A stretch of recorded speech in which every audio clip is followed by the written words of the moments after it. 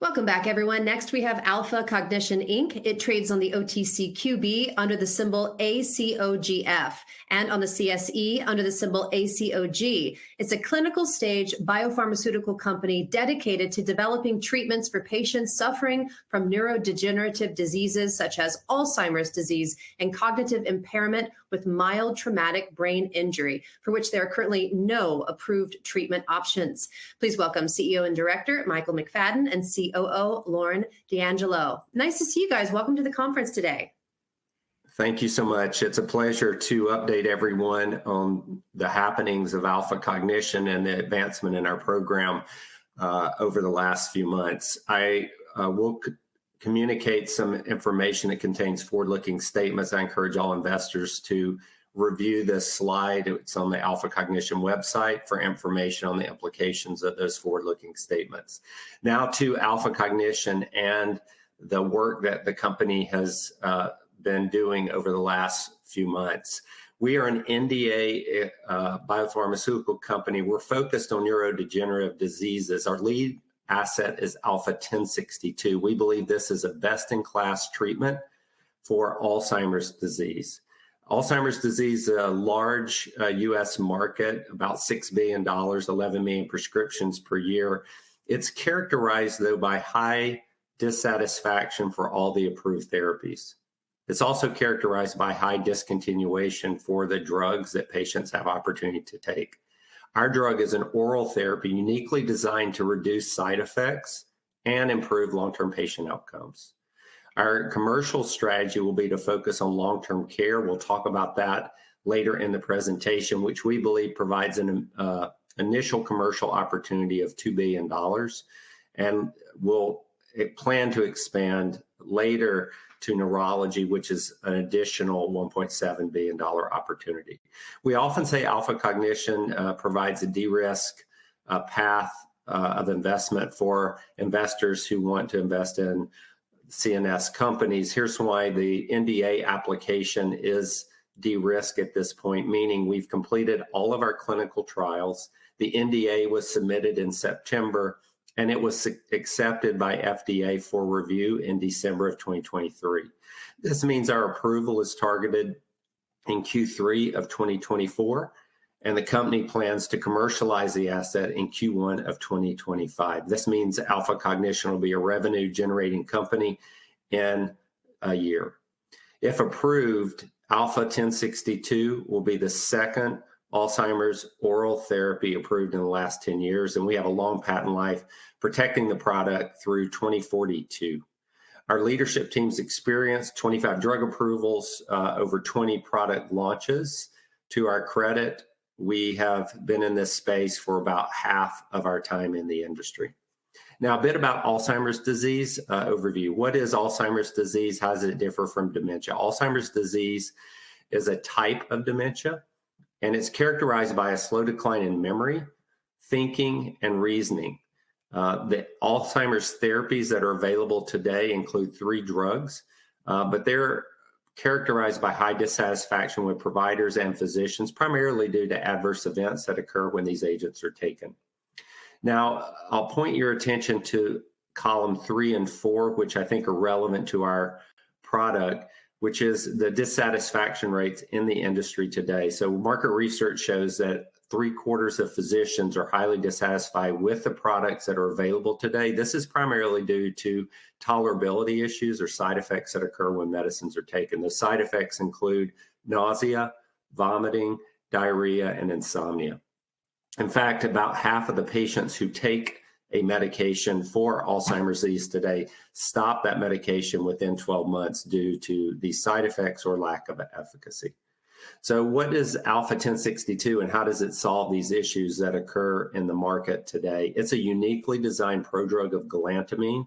Galantamine was an approved drug from Johnson & Johnson many years ago, highly efficacious but characterized by high side effects akin to the other drugs in the class. We have modified the chemical structure of galantamine to eliminate some inhibition and added a gluconate salt to increase solubility. Our product is an oral tablet absorbed through the gut and the small intestine, but it remains inactive through the GI tract, which we believe leads to minimal side effects or no side effects in many cases. It's subject to first pass metabolism, where the drug is released and you have about 15% more drug released into the brain. Now, why did we pick galantamine? What is unique about galantamine? First, it affects multiple receptors in the brain. Number two, it has demonstrated strong anti-inflammatory effects. And three, it's been associated with improved memory, lower risk of death, and longer or better long-term outcomes for mild to moderate Alzheimer's patients. And then how does it work in the brain? It works in two ways. It improves or increases acetylcholine levels by inhibiting acetylcholinesterase. And number two, probably more importantly, it modulates a receptor called the alpha-7 nicotinic receptor. This stimulates cholinergic pathway, which modulates inflammation and has a downstream effect on other receptors. We believe this is why differential efficacy results have been associated with galantamine. Now, I mentioned that we have a de-risk program. Our clinical trials have been completed, and this is a summary of the pivotal trial results that enabled the company to file our NDA last year. And as you can see, there are a lot of check marks on these slides, meaning that we achieved the necessary endpoints, which were AUC and Cmax, aligned with FDA feedback to submit our NDA. Now, I've talked a lot about side effects. They occur with all the agents that are approved today. How do alpha 1062 side effects compare with these other agents? Well, in the first column here, you'll see the results of tolerability with alpha 1062, all doses, multiple trials. And you can see that there are less than 3% side effects that have been observed with our product. We believe this is going to be a meaningful difference for physicians, for patients and their caregivers when alpha 1062 is used for mild to moderate Alzheimer's disease. Now, how does this compare to other agents? We have one example. This is not a comparative trial, but here for comparative purposes, that drug is Razidine. And you can see in single dose trials, which is the middle column, 28% of patients have side effects from taking a single dose. And when multiple doses are taken, those side effects escalate to about 45%. So if we can demonstrate lower than 3% side effects, we think that's meaningful and helpful for physicians and their patients. I'll now turn it over to Lauren D'Angelo, our Chief Operating Officer, to talk about alpha 1062, how it differs from competition, and also what our commercial strategy will be. Lauren? Thanks, Michael. We believe we have a best-in-class profile with alpha 1062. And what you see on this slide are the 5 key attributes that we plan to promote to differentiate our drug versus the others. So first and foremost, as Michael mentioned, reduced GI side effects. These drugs are not tolerable. Our drug was uniquely designed to bypass the gut so that we will have minimal GI side effects. Another important side effect that occurs with the market leader donepezil is insomnia and sleep disturbances. As you can imagine, that's highly problematic in the elderly population. If they can't sleep at night, they get up, they have falls, and you increase hospitalization. So another really compelling message for alpha 1062. We have 0 incidence of insomnia. Now, as Michael shared, we now have clinical data in a 40,000 patient Alzheimer's trial where it shows that galantamine, which is our active moiety, leads to a significant risk reduction in developing severe dementia, and it also has the strongest effect on cognition. We will be able to use this efficacy data in promotion. And again, as Michael shared, we are the only one, along with Razidine, that has a dual mechanism of action. When you put this in front of physicians and caregivers, they love this message because it automatically infers better efficacy. Now, I know you see a lot of check marks on this slide for Razidine and alpha 1062, and we get the question, well, why wouldn't a physician just write Razidine? The simple answer to that question is it's not tolerable. We believe we've solved the tolerability issues with alpha 1062, and therefore we will have a much better tolerable agent that patients can stay on, and which will lead to better patient outcomes. Now, what you see here on this slide is probably my favorite slide in the deck. This is a class where multiple blockbuster medications have been launched and achieved blockbuster status. And the reason for that is the market is so large. It's a $5.5 billion market opportunity, about 11 million prescriptions dispensed per year, but there's significant dissatisfaction and, as Michael shared, high discontinuation rates. So despite the fact that these drugs are not very tolerable, therefore leading to limited efficacy, many of these drugs have done very well. And if you look in the top right graph, that is the Exelon patch. So the Exelon patch was launched into a genericized market. It was not an ideal product, but they came to market with the promise of bypassing the gut. You're going to reduce the GI side effects, and they achieved $650 million peak sales, despite the fact that it caused significant skin irritation on that frail elderly population. Now, we often get asked, how will a new branded medication do in such a highly genericized market? And we love to point investors to Niamzaric. So Niamzaric is a 505(b)(2) pathway, has zero differentiation. So it's a combination of donepezil and namenda in one. Their only message was convenience. You've got 2 pills in one. And they actually went after a smaller portion of the population, looking at the moderate to severe Alzheimer's patients, which is about a $3.5 billion opportunity.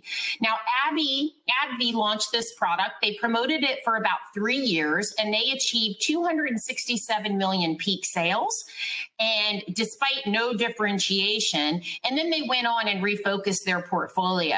And even though they stopped promotion in 2018, this drug has continued to deliver $200+ million in sales.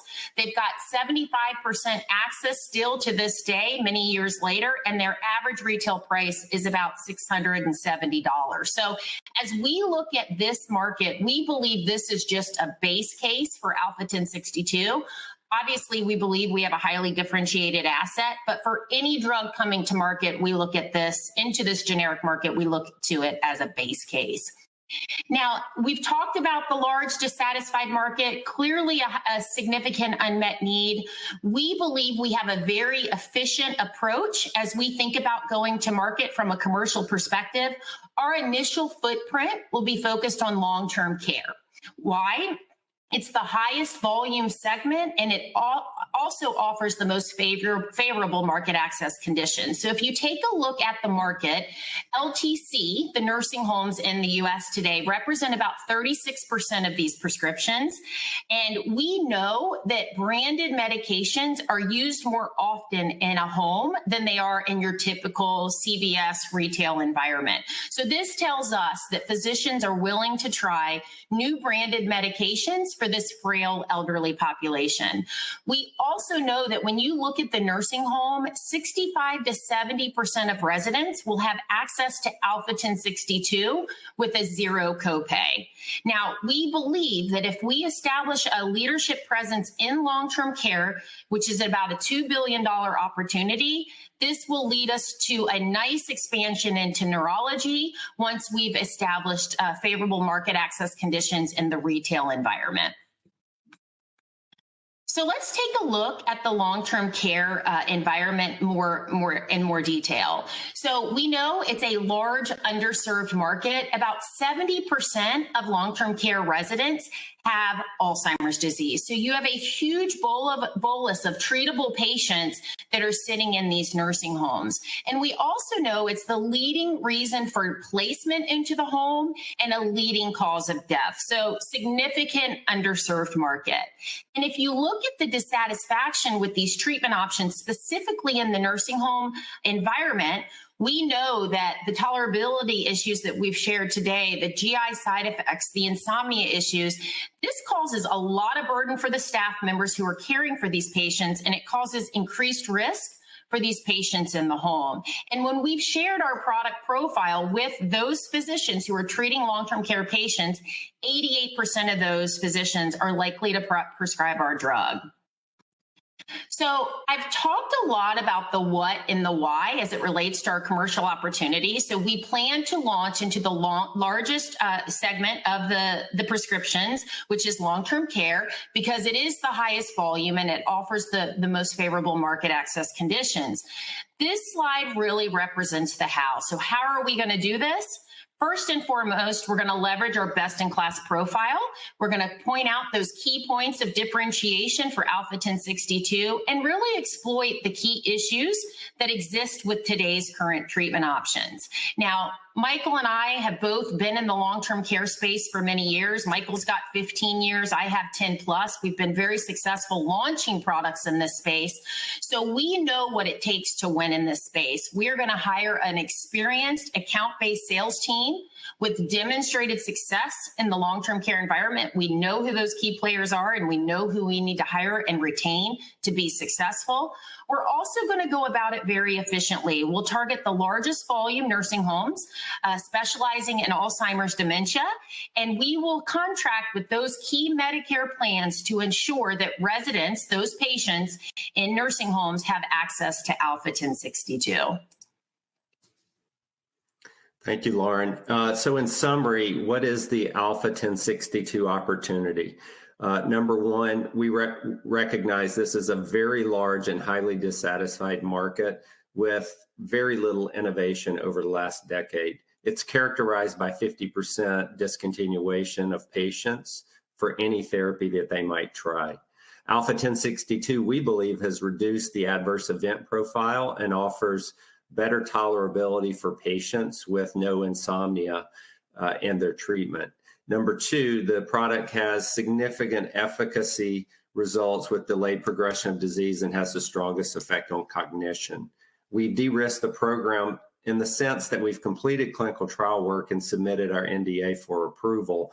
And the company offers investors significant near-term milestones, including the most significant in the company's history, product approval in Q3 of 2024.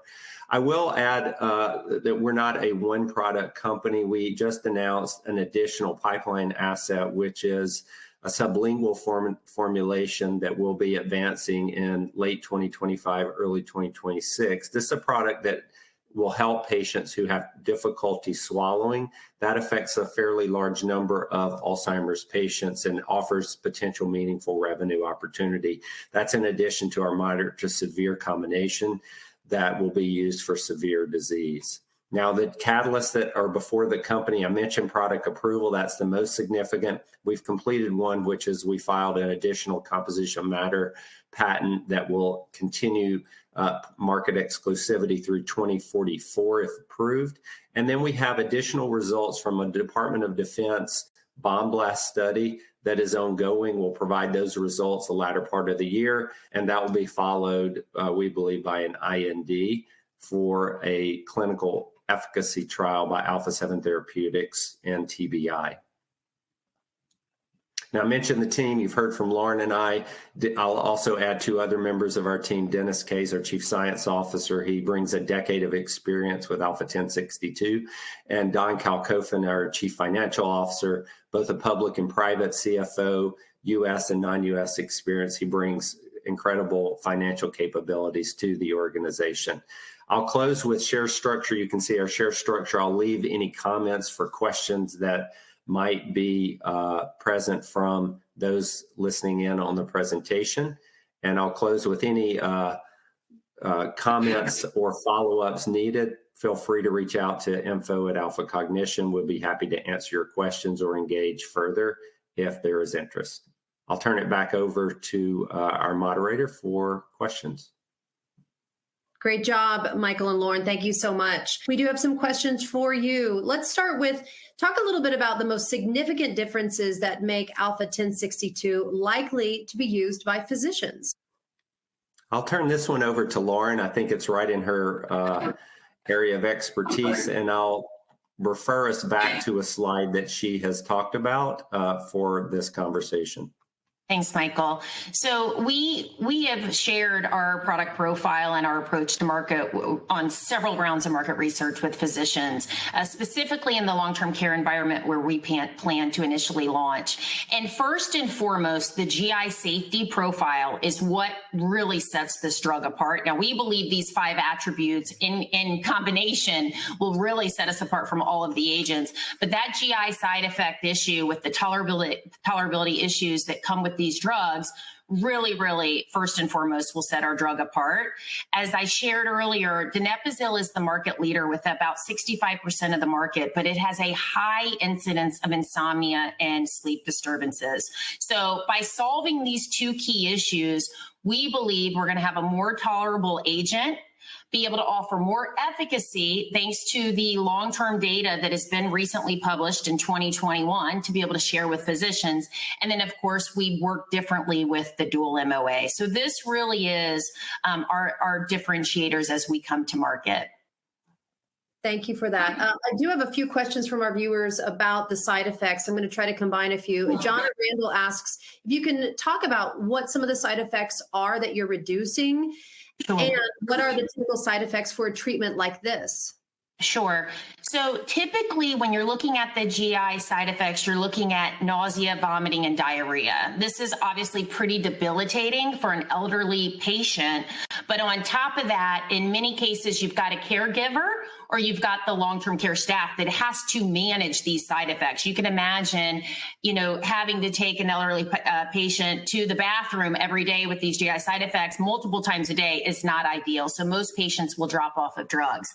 Now, if you look at the actual PI of many of these agents, the 3 agents that are available today or the 4 agents today, you're looking at anywhere between 10 to up to 30%, almost 40% side effects in the specific GI kind of area if you look at the adverse events. If you talk to physicians and if you look at the market research that we conducted with physicians, more than half of these patients that get on drug drop off due to those tolerability issues or those GI side effects. So about 50% will say we can no longer take it because of the GI side effects. Now, if you look at the insomnia rates, so what's beautiful for alpha 1062 is galantamine, which is our active moiety, razidine, has 0 incidence of insomnia. So we will be able to leverage the fact that we cause no insomnia in promotion. If you look at some of the other agents, insomnia, sleep disturbance, they have a whole bucket of these kind of sleep area adverse events. It can be anywhere from 10 up to 30% if you look at the PI or you look at the published studies out there for the other agents. So we believe that alpha 1062 with 0 incidence of insomnia and much as Michael mentioned, we've seen less than 3% side effects to date, that we've got a really differentiating asset out there. So it's a real problem for these patients. Thank you for that. What do you anticipate the pricing will be for alpha 1062 and how much will patients pay? Sure. So we've done several rounds of market research with payers. Obviously, Medicare is going to be a big payer for our asset. A lot of we've got great feedback because it's not a highly managed class. It's a generic class. I think CMS recognizes that Alzheimer's is a big issue for our country and for people as they age. And so we've gotten very solid feedback on our differentiating profile. What we have been told is they would bucket us into a branded asset similar to Namzaric. So I shared a little bit about Namzaric, which is a branded asset today with 0 differentiation. Their WAC price is about $667. So we could see us being, we haven't set price. We won't set price until we launch the asset, but anywhere between 500 and up to, where Namzaric is at today, depending upon our label. Now, what will patients pay? That, is a complicated answer because, as you know, there are hundreds of Medicare plans. And if you're looking at the commercial side of the business, and they, depending upon that specific patient's coverage and how they, what their copay may be. But, typically, if you look at a branded asset, just overall in a generic market, you could expect their copay could be anywhere from $0. So when we think of long-term care, about 75% will have access to our drug for $0, up to likely an average of $25 to $50 copay. But for the specific population that we're targeting, we expect very, very minimal, between $0 and probably $10 in the long-term care environment. Thank you for that. Charlie Baxter asks, first of all, you've completed all required trials. So what has to be done between now and Q3? Yeah, it's a great question. So the trials are complete. Our NDA is submitted and accepted by FDA. So from here to July, a number of activities will take place. One, there's regulatory discussion with the agency regarding our file. They may have questions around specific issues, and we provide answers or clarification on those issues. Number two, there are audits that take place for all of our vendors to make sure that we have done work in alignment with FDA guidance. And then number three, there's always ongoing manufacturing work with every pharmaceutical company, and our company is no different. So those are the activities that will take place up to early summer. And then at that point in time, label negotiation with the agency, followed by, we believe, approval. Fantastic. Lots of questions about that. So you just answered that. Aaron Martinez asks, when you move to NASDAQ, will you consolidate shares? One, that's always been our strategic plan, is to move to NASDAQ, but we've not provided any guidance on when that may occur. There are rules on NASDAQ listings on what the share consolidation may need to be, and certainly we'll follow guidance when and if that time comes. And Jordan Pineda asks, did you file, or are you able to file a patent on the reconstruction of this drug? We file multiple patents, so there's a litany of patents on our drug. Some patents are, almost all of our patents are approved already in the US and in rest of world. And then we have two, what I believe are seminal patents, one of which was filed a couple of years ago, that is approved in the US and will be approved, we believe, rest of world in short order. And then we just filed a composition of matter. We're on an accelerated path to approval for that patent in the US, and that will be followed, we believe, by approvals in the rest of world, other territories like Europe and Asia. And talk a little bit about the commercialization strategy for Alpha Cognition outside of the US. Yeah, so do you want me to take that, Michael? We are exploring all territories outside of the US. We're talking to all the companies that we should be talking to. As you can imagine, Asia, as Michael mentioned, Europe, they have, just as much Alzheimer's as the US market does. So it's a pretty significant opportunity across the board. We are having conversations. We are doing our diligence with other companies, and all I'll say is more to come on that. Yeah, no problem. Yeah, I will reemphasize before we go to next question. The company has no plans to commercialize our asset in any other territory around the world. We'll rely on experts in those territories and companies with already an existing infrastructure to partner with the company and complete that work for commercialization. Aaron Martinez asks, what's Alpha Cognition's stake in Alpha 7? Yeah, so Alpha Cognition is a majority shareholder in Alpha 7. Alpha 7, just for those who may not know much about that company, it was a spin out of Alpha Cognition in 2023. Shareholder approved, the company spun out, it's a US company, and that company focus is to take forward an intranasal asset for TBI, that's think concussion or potentially more severe brain injury for that condition and other related conditions. So that's a private company. Alpha Cognition is a primary shareholder of that company and will maintain that ownership. And last question, Michael Kozin asks, what's your cash position? How far will it take you? Talk a little bit about your plan for future cash raises and when. That's a great question. So the company raised about $12 million over the last 13 months. That money was used to complete clinical trials, complete a regulatory filing, complete some manufacturing work that the company is required to do. And that capital will take us through product approval. So we have a very low burn rate currently with a very lean staff model and the money that we've raised will allow us to get to product approval. All right, perfect. Any closing remarks for our viewers today? First of all, I want to thank everybody for the willingness to listen to the Alpha Cognition story. We believe this is a very compelling opportunity to participate in the Alzheimer's category with a company that has completed clinical trials and has clinically de-risked the program. We believe it represents a great opportunity in the U.S. market, about $6 billion with very limited competition. And we think our product obviously is highly differential with the other products in the category. So we welcome everybody to follow us. Certainly, we are excited about our program, and we ask that you cheer us on as we move toward approval. Absolutely. Thank you so much for your time and presentation and important work you're doing in this field. And we would love to follow along your journey with some future updates. Thank you. All right, everyone, stay with us. We'll be right back with Single Point.